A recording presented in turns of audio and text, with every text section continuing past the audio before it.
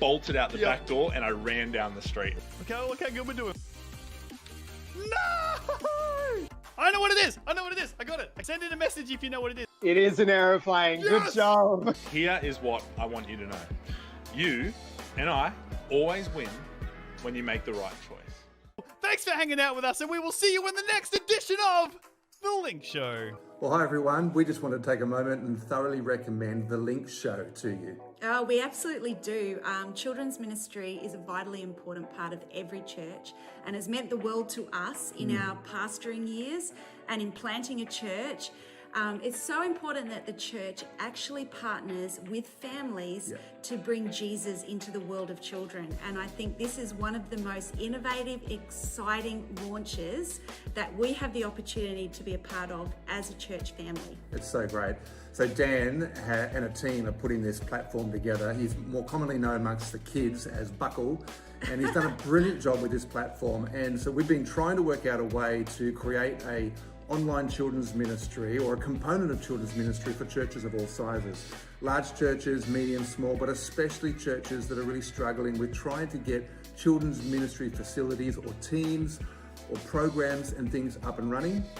What these guys have done and are doing right now is really for all of us, but it's definitely for the great majority of churches right across the country, and I think for every nation. So why don't you jump in, get involved, and watch how amazing it's going to be for your kids and for your leadership teams and for parents and families, like Jules was saying. We can't recommend it more highly. We're also super excited to be partnering with ACC and ACC Kids. So if you're a local church that's planting, maybe brand new, we're providing this to you for free. So we can help you build your church and get a solid kids ministry from day one. We're really excited about what the future holds. If you have any questions, please reach out to me, daniel@linkkids.com.au. I'd love to have a coffee. I'd love to have a phone call, whatever it is, because we want to help you step into a brand new future.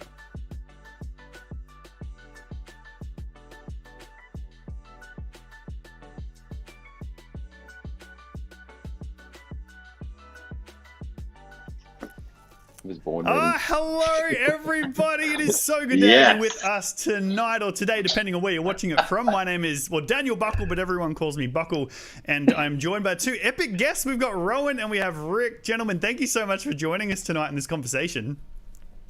So good to be here, mate. Thanks for having us. Amazing. Yeah, and was it that you went through your contact list and just found two people beginning with R? It's true. It's very true. Okay, I think there's power in the name of R, from what I understand.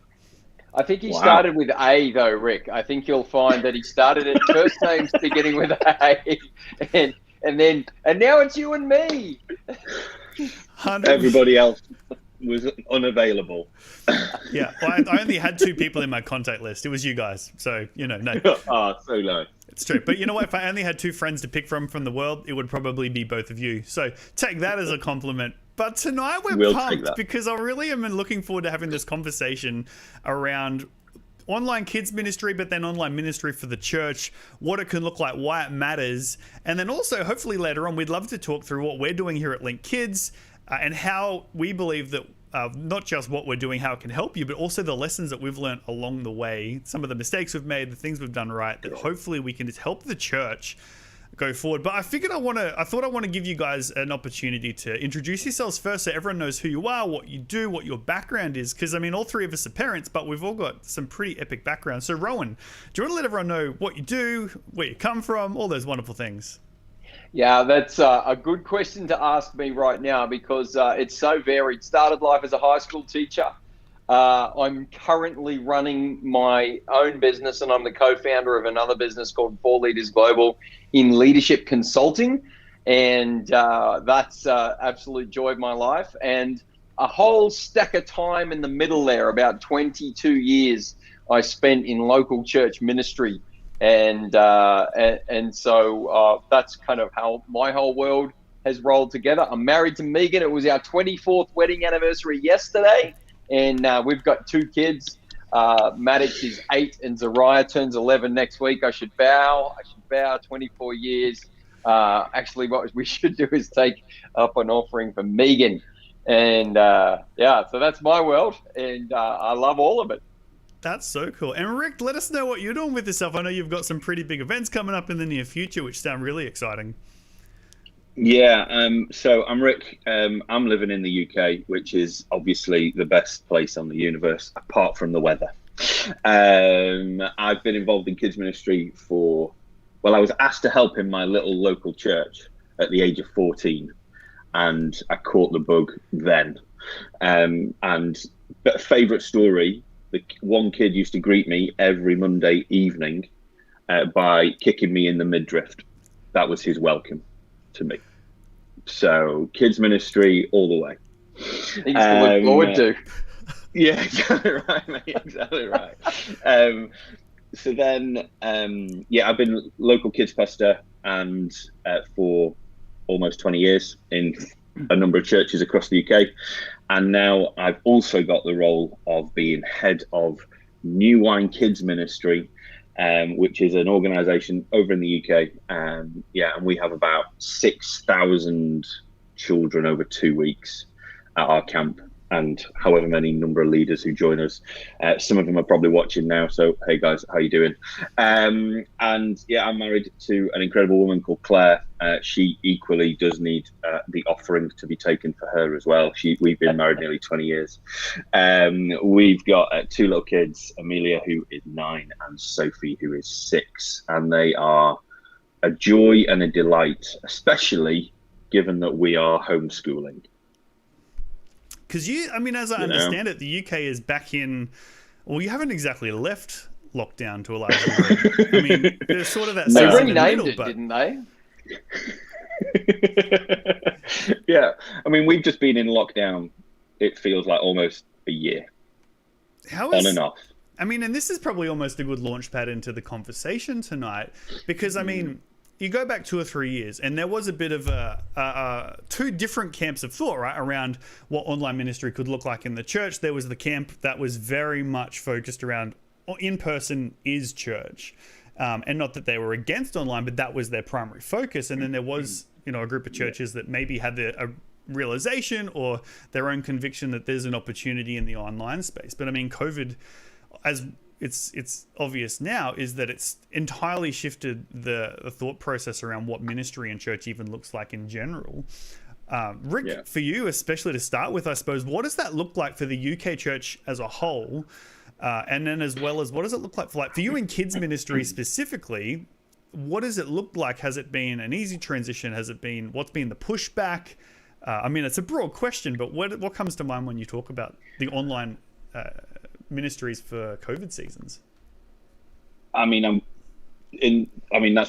over 20,000 word essay, right? Answer right there, mate. I think overnight, as most churches across the world, we became TV presenters, we became video editors, we became even more kind of thinking creatively, content-wise. How does this kind of throw out there onto the world? What is YouTube for some churches?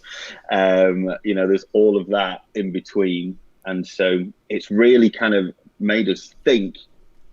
The conversations I'm having with kids pastors they're just like, I'm missing the kids, and I'm exhausted by all of the editing, all of this, and I'm like, yeah, but at the same time, we're still able to connect with our kids. So I know that in the first chunk of lockdown, I went big on the YouTube and doing all of the presenting stuff, trying to bring people into the church that the kids would recognize, all of that. And that kind of helped, but I was really missing that connection with kids. And that's that because we're so used to being there in the midst in our churches with them. Mm-hmm. And that's where you get the banter. That's where you get the laughs. That's where you get the awkward question in the middle of your gospel presentation. You get, I've lost my teddy bear, that, and those moments you don't get when you are in the midst of an online thing. You just get all of the bloopers that fill your iPhone data. Do you know what I mean? So I think it's still something that we're really wrestling with in the UK, because we've always been in that realm of we want to connect, we need to meet with the kids. And there's some incredible things happening, that people are doing across the UK and the world that people are using. But I think we're really wrestling with presenting and connection. And I think that's the battle, you know? I agree with that. I mean, this has been because I mean, for those of you that don't know, I've just recently moved on from my last role, but I was the state kids pastor for a pretty significant church. And when COVID happened, like similar to you, Rick, I was a kids pastor on location, and that Wednesday got the phone call, hey, we need to build a full studio. We need to be streaming by Friday night for Friday night service. I mean, and my saving grace is that I've been YouTubing since 2011 as a hobby. Like I remember having this experience actually, 2011, I reckon it would have been. And you know, Kit Kats, I don't know, do you have Kit Kats in the UK? Is that a super, I'm sure they do. It's Tim Tams that are Aussie, right? Yeah. Just checking. So like Kit Kat did this thing where it was, they live stream 8 hours a day for 5 days for 2 weeks, right? So it was 10 days of live streaming, 8 hours a day. And it's this bloke at a desk, and he's literally there, and their whole shtick was Kit Kat desk jockey working hard so you don't have to. And I remember watching this thing live streamed. I'm interacting with this guy that I've never met before, typing messages, hearing my name said, and I'm like, hold on a second. There's something here that I've never seen in media before, because up until this point, my entire experience of media had always been consumer-based. It was always someone had made and pre-filmed and edited and determined the journey for me. And so all I was doing was hopping in a roller coaster, and I'm just along for the ride. When it's going slowly up, I don't get a say in that. When it's over the hill, I don't get a say in that. And all of a sudden, that entire model was flipped, and it went from being a consumer to a conversation. It was a relationship. And this guy didn't know me from a bar of soap. I didn't know him from a bar of soap, but I felt like I was in the room with this guy. And I was like, wow, there's something in this. And I don't know where it fits in the church world, but I reckon there's something, especially in kids ministry, but in ministry in general, that and I love that you said that, right? We're wrestling with this whole thought of, I mean, churches have been putting on great experiences for 5-10 years now. We're getting the lights, we're getting all of those things, but we're wrestling with the conversation. And I think the cool thing for me is realizing that the weekend service only allows us to pastor for like 2 hours a week, right? But when we start utilizing technology the right way, and I think this might be where I want to take the conversation next, what does that look like to actually use it the right way? When it's used well, it takes a 2-hour conversation and extends it to the full 168 hours that happens every single week. And it opens up this entire opportunity to build relationship with our people that didn't exist, or at least we weren't utilizing previously. But I think, and maybe Rohan, I mean, you've been around, you're a senior pastor of a church, you might be able to speak into this.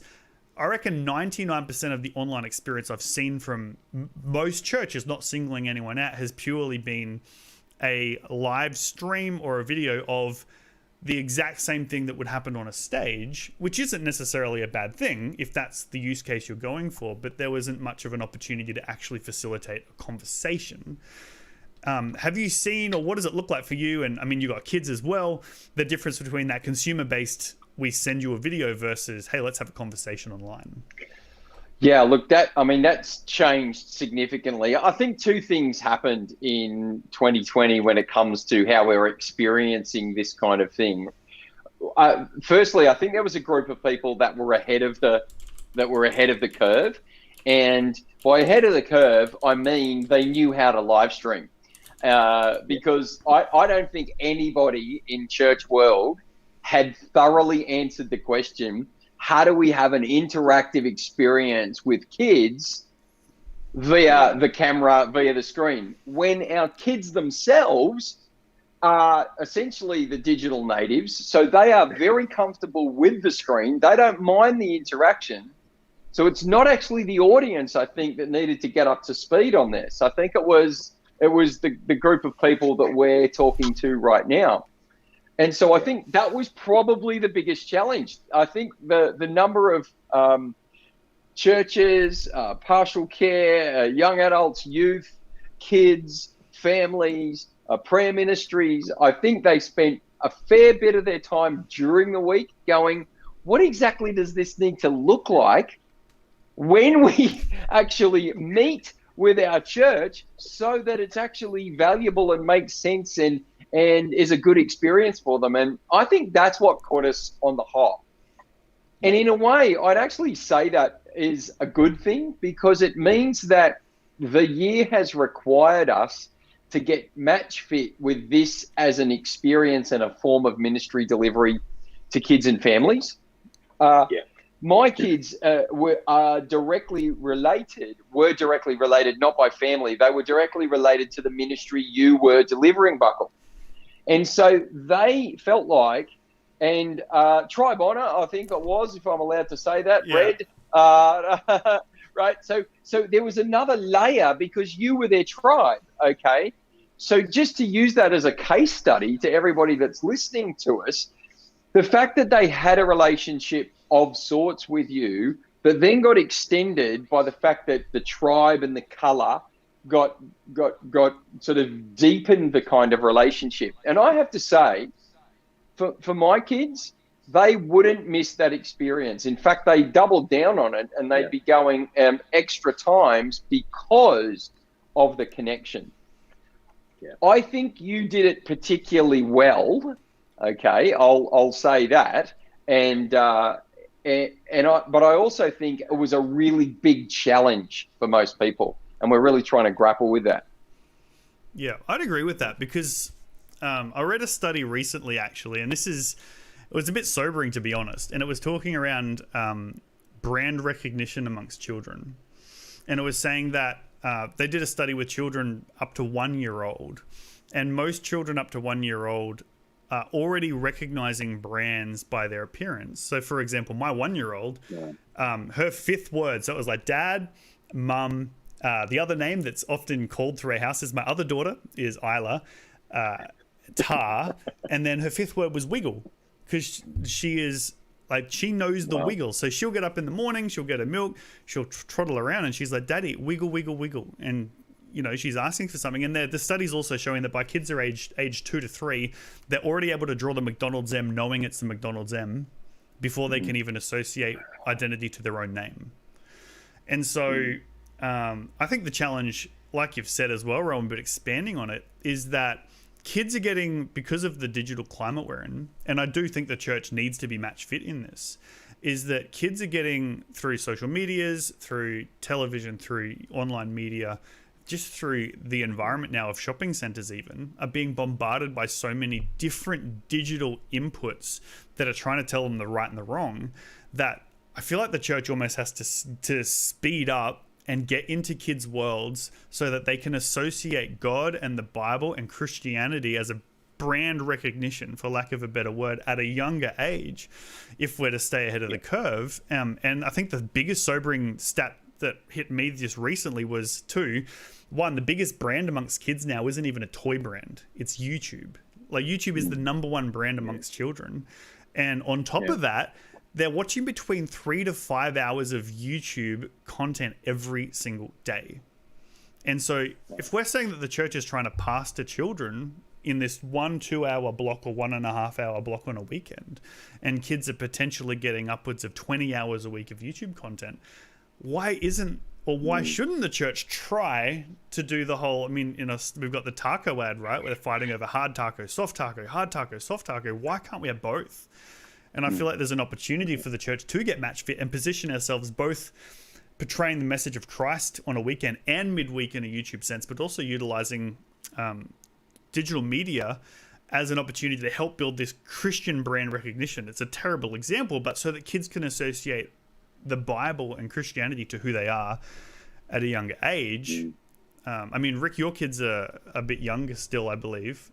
Like, what have you seen in regards, like, do they recognize brands? Are they, like, what is their experience of that in comparison to the Bible and church and Christianity? And then for the kids that you're seeing coming into church, what does that look like? Yeah, I mean, for my 6-year-old, she loves adverts, random. So if we're watching something, she will be able to sing every song on the advert. Yeah, wow. And she just gets it. So, like, over here, we've got Snoop Dogg is doing Just Eat adverts, right?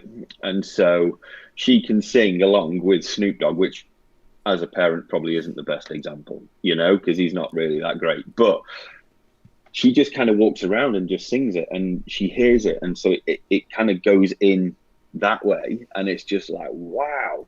And so trying to get her engaged with, well, they love the YouTube, they love watching kids opening up toys. I'm like, well, you've got loads, and then you find them. What's really fascinating is they watch it and then we'll turn it off, and then they will go and play YouTube.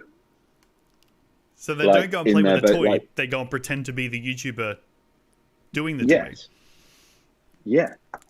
Actually, and they'll get an old phone and they'll film themselves doing it, or they'll copy whatever's happened on YouTube. And so from a ministry perspective, that is incredible, because actually what we could start to do, I think, is step into that and go, well, what is it that they're doing, but how do we enable that to kind of show Jesus, I mean, we were talking earlier, weren't we, about back in the day when I first started out, we would be using films to explain the gospel. Yep. But now we could start to actually go, well, what does the gospel look like with the things that we're seeing others doing that is familiar, but actually brings light, rather than taking them on a different direction, which probably isn't that helpful. Interesting you mentioned that your kids wanted to go and play YouTube. I read a stat just today, actually, and it was on average, depending on which country you're looking at, 75% of children aged 6 to 17, want to become YouTubers. That's their primary profession that they're dreaming of, like YouTuber, creator, social influencer. That is 75% want to have a voice. Like my own daughter, she's similar to you. She's 7 years old. We bought her a ring light, and she has her own device. I mean, there's stats that are blowing my brain. Like over 50% of kids have their own device now. It's a favorite thing, and so and I mean, it's no secret to anyone that knows me, and it's one of the reasons we launched Link Kids, is that I'm like, the investment that it would take every single church to try and become that present online, when it's tough to even afford to pay a full-time kids pastor as it is. And then all of a sudden you're saying, all right, kids pastor, now in your limited hours, we need you to not only create a full weekend program, which can easily take 5 to 10 hours a week, but we also want you to now have an online presence. I'm like, well, that's one, it's going to burn out our people, but at the same time, it's entirely necessary. And so that's where I'm just like, right, we need to do something about this. Let's create a community of churches. Which ended up being this Link Kids network that I've launched. That's like, hey, let's team up on this. Like, you might have the greatest leader who's good on a stage. And I mean, Rick, we had this chat earlier last week. Just because someone's great on a stage doesn't mean they know how to communicate through a screen. But let's not try and get people to be both. Let's find the people that are great on a stage and let them own it. Let's find the people that can be a great personality online. Let's let them own it. And let's work together. Let's create a common space where it's not about a church name in and of itself, but it's the church, but still building identity. So one of the things that we do on weekends with our kids live stream is we go through, before we even read the kids shout outs and say the kids names, if we go through and read out the church names. Hey, we've got kids watching from this church, this church, this church. So kids are still associating. And then once again, it removes that geographical barrier that if I can't be at church, I'm not hearing the word of God. But I wonder, I've heard pushback on this, and I'm like, one of the conversations I had actually recently with a pastor made this comment. Actually, Rohan, you might be able to speak into this, being a senior pastor. And when I explained this model of, hey, look, we can help with this online content. We can help stream this both into your weekend service for your kids in services, but also for your kids that are stuck at home, and give them group identity. And the comment was, I just don't know that we want you to be our kids pastor. Whereas I feel like there may be different things, the difference between kids pastoring, kids influencing. But as a senior pastor, do you have any thoughts on that? What do you reckon is the differentiator between that? Yeah. Look, just to be clear to everybody involved, I stopped being a senior pastor 4 years ago, just in the interests of integrity. And I've been running my business for 16 years as well. So I kind of live in those two worlds as well. And I know you know that, Buckle, but I just want to be clear for the people that are listening in. Firstly, the first thing I'll say is, as a senior pastor, families were one of my top 2 priorities, and church planting was the other. And we were very, very intentional about the way we wanted our family and children's ministry to run in terms of our partnership with parents and the experience for kids. And that was a really, really core part of the way we ran our church. We completely gutted administration areas of the church and built new digs for our kids that were on the same entrance level as the auditorium. We had parents with pram parking, all this sort of stuff going on. Now, I say all that and I laugh because none of that matters when you're online. I haven't got parents with pram parking. I got my husband bringing me a latte and some bacon and egg roll. I mean, this is just, I think that's one of the challenges of coming back to in-person church in so many ways. So the second thing I'll say is I reckon we've got to be clear about the medium and the message and whoever it might be. Our kids associate with heroes of any kind. So I would say right at the outset, to any senior leader listening to this kind of conversation, that Buckle's not your kid's pastor. He's not trying to be. And what he's actually trying to do is save you and your volunteers and your staff 10 hours a week. And I think that's the kind of thing we've got to be thinking about. I'm a little older than you two young gentlemen. So I'm the kid that used to get up in the morning and watch the Thunderbirds. And before then... You're not that old compared to me, pal. Before and around then, maybe the Thunderbirds was just on TV for longer in the UK, Rick. We've got Sesame Street. We've got the Muppets. We've got Fraggle Rock. We've got all these things that are going on in the 80s. It was a medium, right? And here's the fascinating thing: we go all the way back around the circle, and we want to have a lovely day in the neighbourhood with Mr. Rogers. Like we're staring down 50 or 60 years of being delivered content through a screen of some kind. And I think we're on the edge of, specifically when it comes to kids ministry, I think we're on the edge of something pretty revolutionary, because the change for digital natives has been their experience of church will never be just going to a place on a Sunday. Yep. It will never be just that. It will always be associated with a screen, associated with some form of digital consumption, some form, as you say, of brand identity.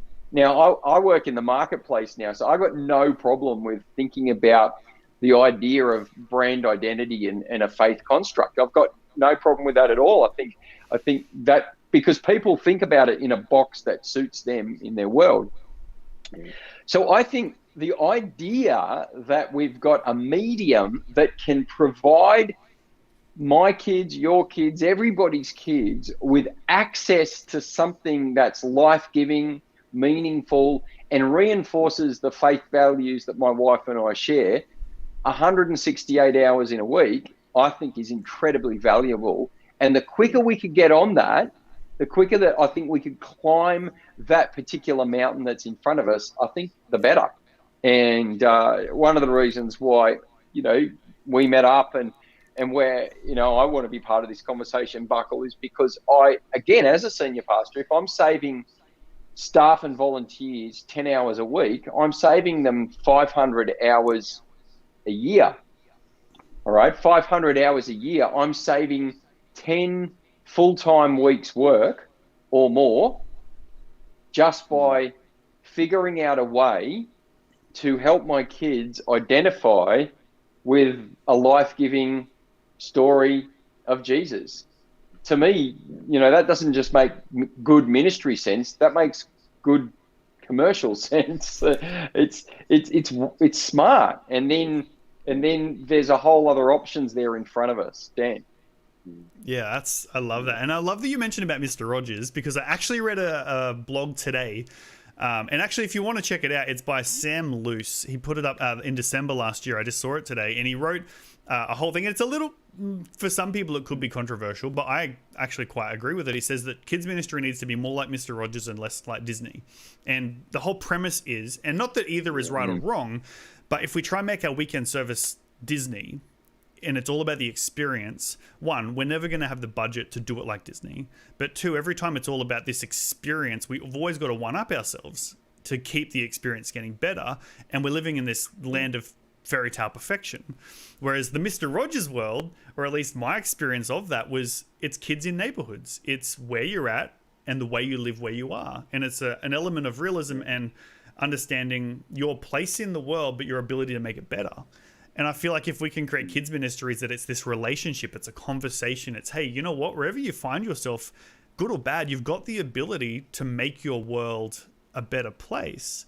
And I still think we need those Disney moments. Like, I'm in no way am I saying those don't exist.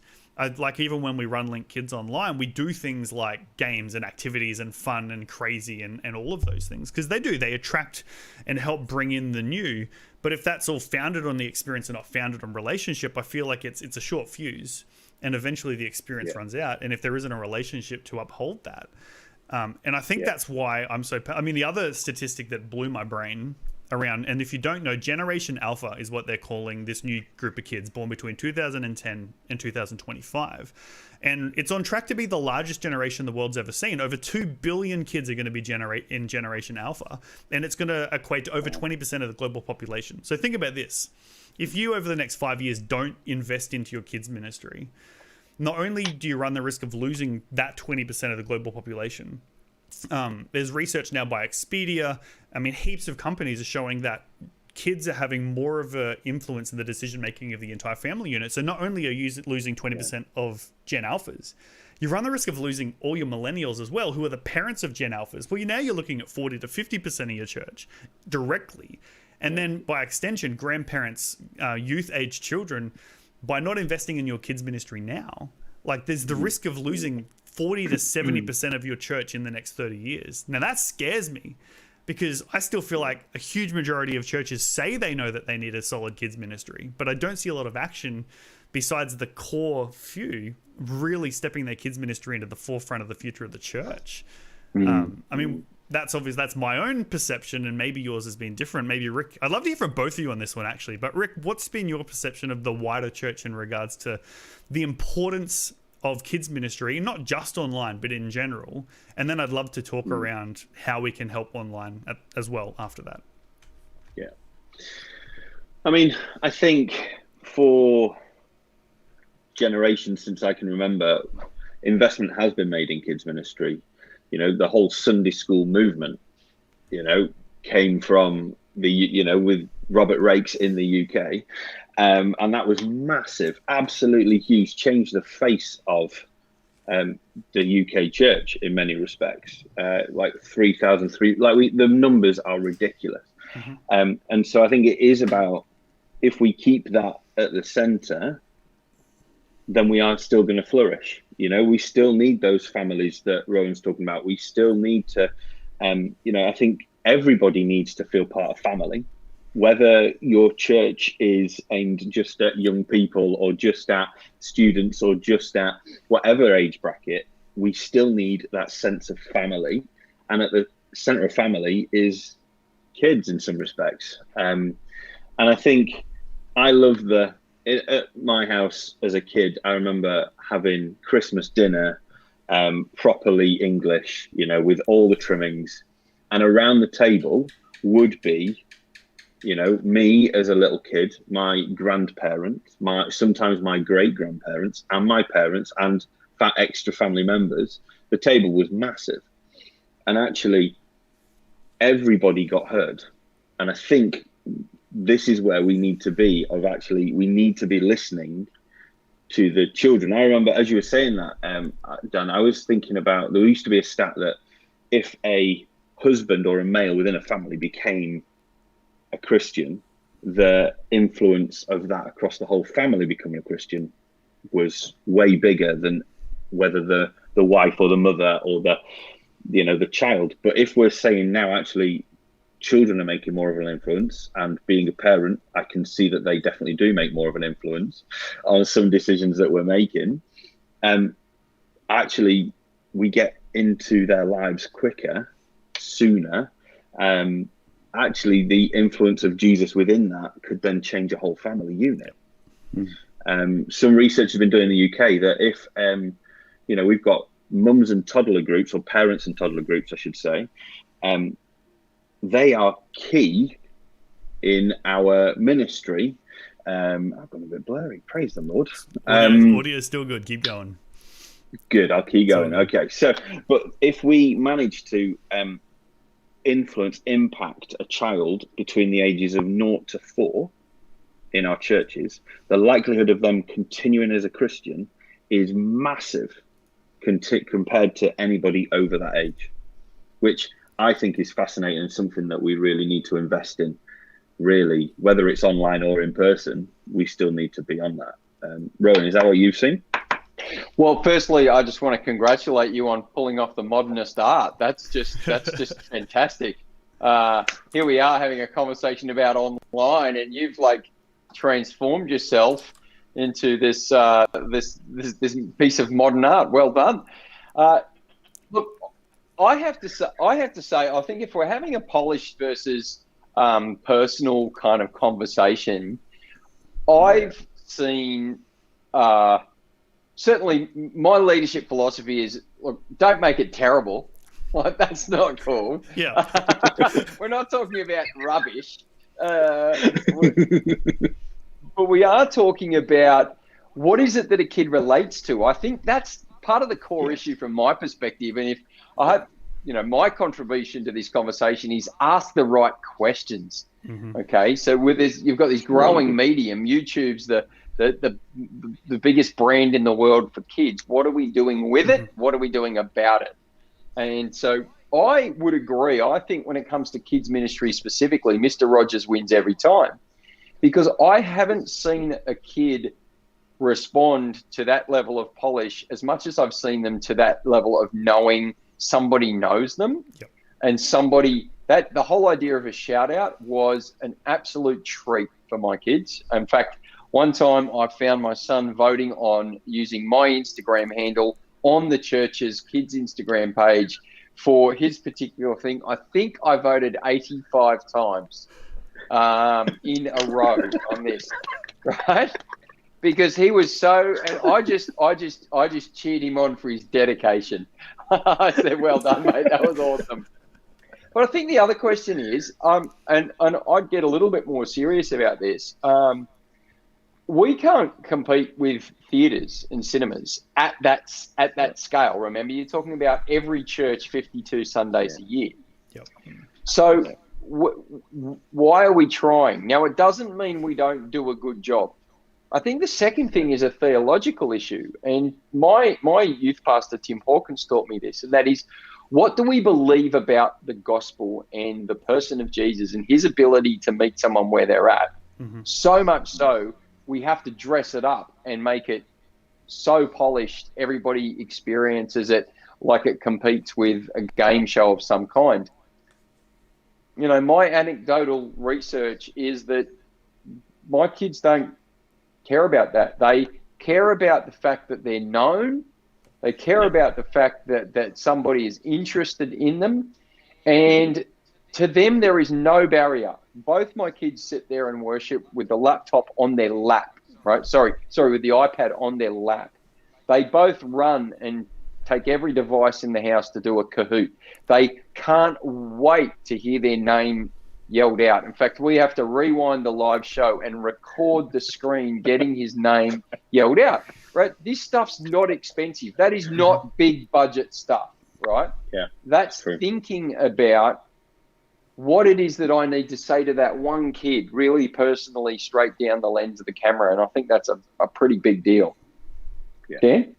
Yeah, I agree. I love that thought of personal versus polish. I love that saying. Because I agree, I love polish. And I mean, even if those have seen my studio, it doesn't look great, but it lets me do things that are great. But I will never let that be at the expense of as an opportunity for a personal connection. So when I do game live streaming midweek, this has been my biggest, I think, mental shift is that, like you say, there's a huge shift from kids watching even Netflix now to YouTube. I think Netflix is only sitting in the high 20s to low 30% of kids using it regularly versus YouTube in the 50s. Okay, why are kids moving from high budget, polished, hundreds of thousands of dollars of creation to a random guy in a garage with a green screen chatting through a camera. What's the allure? And it's exactly that. And all the McCrindle research is showing this now as well, is there's been a progressive leadership shift from the boomers and even the silent generation all the way through, and it's moved now to what they're calling a co-creation leadership style for kids. In that my generation was empowering leadership. So it was give me a mission, give me a vision, let me go and do it. Don't micromanage me. But now what kids are wanting is it's not, don't send me away with the mission, invite me to your table so I can co-create our experience. And I think that's why live streaming is actually seeing this huge uptick. I mean, through COVID, the percentage was like doubled. It was something ridiculous, the number of hours in live stream as opposed to just pre-filmed content. And it's because kids especially, and even teens to a large extent, they want to be in a conversation. They want to be heard. They want to know that their voice means something. And so I think if we can create kids ministry, especially through online, because it allows, like if you try and do this in a kids ministry live, where it's like, all right, you got 50 kids in a room, right, everyone talk back to me at the same time, you can't do it. But when you're streaming, I'm the one talking like this, but then you've got a chat going on where kids are still listening and responding, and I can respond to each thing individually. Then all of a sudden, you are taking what would otherwise be a very difficult conversation to have and creating an opportunity where every single kid is heard, they're recognized, they feel known, they're welcome. And I think that's the future of the church, both in person and online. And creating game experiences where it's not just about playing a game, but it's about collectively playing a game. So like when we do Link on the weekends now, we're doing random things where, like you mentioned, Kahoot, Rohan. Actually, I can show you. We're doing things like we're filming a video game. So for example, something like a Mario Party game, which I'll load up in a second next to me. And then we're pausing the game. So like, for example, this game here, it's simple as counting these red toad characters in the background. Now, kids aren't just playing it on their own now. Now they're playing with every other kid that's watching the stream at the same time, right? And so they play it, I'll skip ahead, it goes through now, you got a Kahoot, you got 10 seconds, they vote, and then every single kid has an opportunity to see how they did in relation to their tribe, their community. And then we can create tribes that transcend locations, which I think is amazing. Yeah. Did you guys have any thoughts on that? I think that's the critical key to this conversation. Right. The thing that's changed in the last year is that there are no borders and no boundaries anymore. And when I say that, I don't mean moral and ethical and, you know, the big brothers coming into your home. I mean, Link Kids can be in every country in the world where somebody can access YouTube via a device. Okay. Yeah. So that's what's fantastic. Our programs that we run, we made a decision. We're going to run them digitally. We're going to run them. We're going to market globally, and we're going to lean into that. So I'm right in the middle of that delivery week this week. We've got 9 countries represented: Spain, South Africa, Switzerland, US. Why? Because those geographical boundaries are broken down. Yep. In the context of Link Kids, though, what I would be encouraging people listening to this conversation to be thinking about, if you're a senior leader, senior pastor, staff member, then what I'd be encouraging you, firstly, I think you need to be thinking through what is our current philosophy of kids and family ministry right now, and how can the idea of YouTube leverage it? Just keep it very specific. Don't just say on the line or the interwebs or whatever. But get real specific about the question. That would be the first question. The second question is, if I got, let's call it, nearly 12 and a half weeks back of my staff time, volunteer time, and helped my kids identify with someone who helps them identify with Jesus, what would that be like for me in a year's time? All right. I think that's another question. And then I think the other question is, what is it that kids are really responding to? Because I think what you just saw, the idea of going through Mario Kart and counting the red balls in the background is a perfect example of what we'd call personal, not polished. And my 8-year-old would froth at that experience. He would tear my arm off to get to my device to vote on the Kahoot. And it's kind of counterintuitive, But big person, adult, it's not for you. It's for them. And so that would be my soliloquy, kind of to make that connection, Dan, across to the work that you're doing, because I think you're onto something. In fact, possibly even ahead of your time. So I think. I appreciate that more than you realize. I really do. Now, we don't have the time to talk about it now. So in a future episode of this, we haven't actually come up with an official name for this, but I will name one. But Rick, you actually mentioned something about speaking through kids and using that as an opportunity to impact the whole family. And there's actually a whole heap of research, and I think it's almost a half-hour conversation. So we are going to talk about that in a future edition of whatever we're going to call this. But before we wrap up, I wanted to see if you guys had anything you wanted to raise, any questions or any thoughts before we call it, because I want to honor everyone's time as much as we can. But yeah, was there any questions or any thoughts you wanted to raise around this topic? I mean, for me, I think it'd be great to have Mario on in the background during worship songs. I'd just like to put that out there. But I really think that what we need to be in this world of internet, we need to be, the boundaries thing is brilliant, Rohan. I love that, because there aren't any.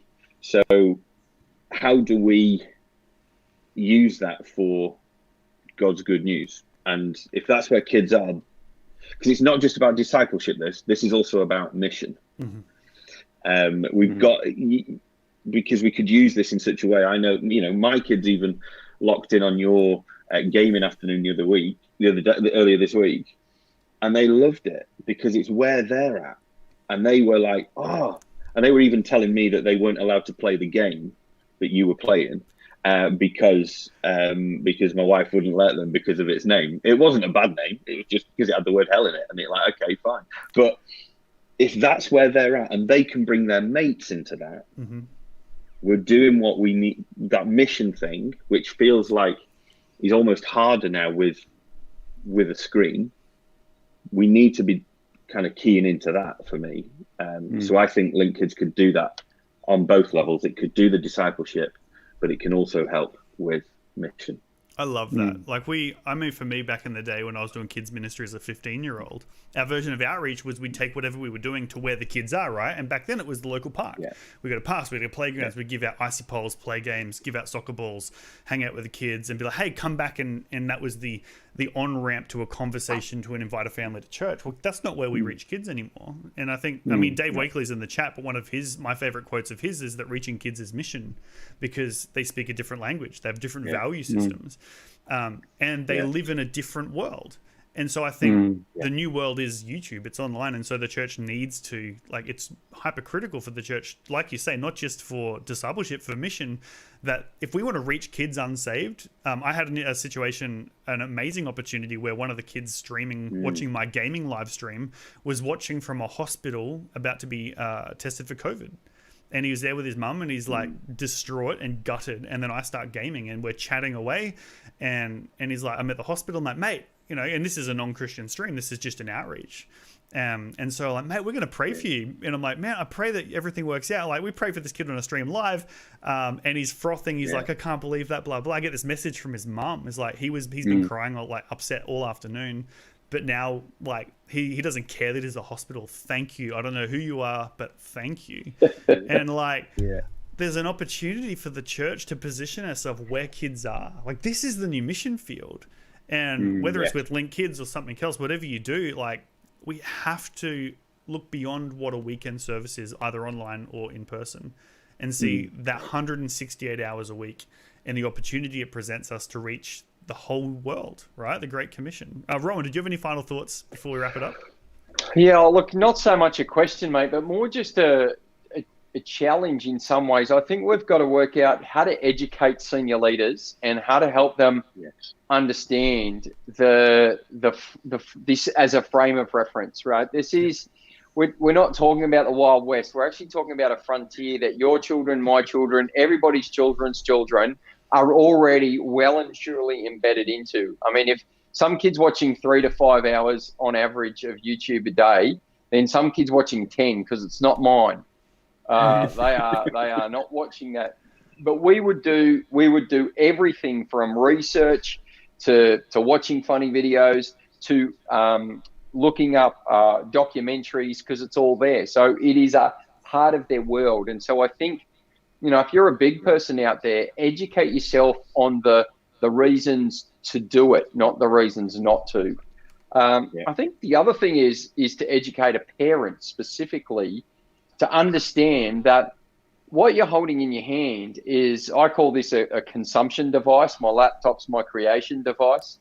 But what you're holding in your hand is actually a tool that you can use in partnership with good people to help reinforce the values and the faith construct that you might have for your kids as well. And not to necessarily see it as the big, bad, evil screen time, but to actually leverage screen time in a way that reinforces your family values. And like I said, Dan, I think you're at the front end of the curve for two reasons. I think firstly, just the conceptual idea of this as a platform and a tool, but also I think the idea of how much time, effort, creativity, and breath you can save an average kids minister or an average volunteer, I think is just huge, and that's a great opportunity. Yeah, brilliant. Hey, gentlemen, thank you so much for taking an hour out of your night to be a part of this conversation. And hey, thank you for watching as well, everyone, wherever you are. We're going to keep having conversations like this. So if you do have questions or thoughts, please go to linkkids.com.au/podcast. There's a Google form there. So if you put any questions or thoughts there, that way we can refer back to them later and we can address them in future weeks. And we'd love to continue the conversation. But gentlemen, once again, thank you very much. Thank you everyone else for watching, and we will see you guys next time. Thanks, Dan. Yeah. Thanks, Rick. Good to see you, mate.